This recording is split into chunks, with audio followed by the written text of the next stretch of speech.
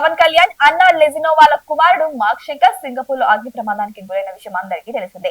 అదృష్టవశాత్తు ఈ ప్రమాదంలో మార్క్ శంకర్ చిన్న చిన్న గాయాలతోనే బయటపడ్డాడు. సింగపూర్ లోనే మార్క్ కి ప్రత్యేక వైద్యం కూడా అందించగా ఇప్పుడు క్రమంగా కోలుకుంటున్నారు. ఆదివారం రోజు తన భార్య కొడుకులతో హైదరాబాద్ వచ్చారు పవన్ కళ్యాణ్. అనంతరం తిరుపతికి చేరుకున్నారు. సోమవారం ఉదయం శ్రీవారిని ప్రత్యేకంగా దర్శించుకున్నారు. కొడుకు మార్క్ శంకర్ పెద్ద ప్రమాదం నుంచి బయటపడడంతో పవన్ కళ్యాణ్ దంపతులు తిరుపతికి వెళ్లి శ్రీ వెంకటేశ్వర స్వామిని దర్శించుకొని స్వామివారి ఆశీస్సులు తీసుకున్నారు. సింగపూర్ లో జరిగిన ఘటన నేపథ్యంలో తన కొడుకు ప్రాణాలతో బయటపడాలని, ఎలాంటి అపాయం జరగకూడదని పవన్ కళ్యాణ్ భార్య అన్నా లెజినోవో శ్రీవారిని ప్రార్థించారట. మొక్కు ఫలించడంతో తిరుమల శ్రీవారికి తలనీలాలు సమర్పించుకున్నారట పవన్ కళ్యాణ్ భార్య. అయితే అన్నా లెజినోవో మతపరంగా క్రిస్టియన్ కావడంతో ముందుగా తిరుమలలో డిక్లరేషన్ ఫామ్ పైన సంతకం చేశారు. గాయత్రి సదనంలో టీటీడీ ఉద్యోగుల సమక్షంలో డిక్లరేషన్ పత్రాలపైన సంతకం చేసి ఆ తర్వాత సాధారణ భక్తుల్లాగానే కళ్యాణ కట్టకు వెళ్లి తలనీలాలు సమర్పించుకున్నారు ఆమె.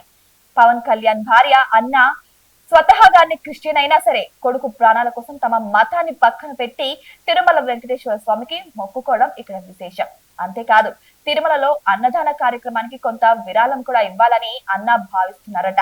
అయితే పవన్ భార్య చేస్తున్న పని పట్ల అభిమానులు, కార్యకర్తలే కాదు సాధారణ జనం కూడా హర్షం వ్యక్తం చేస్తున్నారు. అయితే బేబీ ఫేమ్ ప్రముఖ నిర్మాత ఎస్కేఎన్ తన ఎక్స్ ఖాతాలో పవన్ కళ్యాణ్ గురించి, వారి సతీమణి గురించి, వారి కుమారుడు గురించి క్షేమంగా ప్రమాదం నుంచి బయటపడినందుకు స్వామివారి మొక్కుల భాగంగా తలనీలాలు సమర్పించడం జరిగిందని ఆయన రాసుకొచ్చారు. హిందూ మతాన్ని అనుసరించే నేను ఎంతో గర్వపడుతున్నాను మేడం. సనాతన ధర్మాన్ని భర్త పరిరక్షిస్తుంటే అన్య మతం నుంచి వచ్చి హిందూ మతాన్ని ఇంతలా గౌరవిస్తున్న మీ మనస్తత్వాన్ని ఖచ్చితంగా అభినందించాలి అని ఆయన ట్విట్ ఖాతాలో ట్వీట్ చేశారు.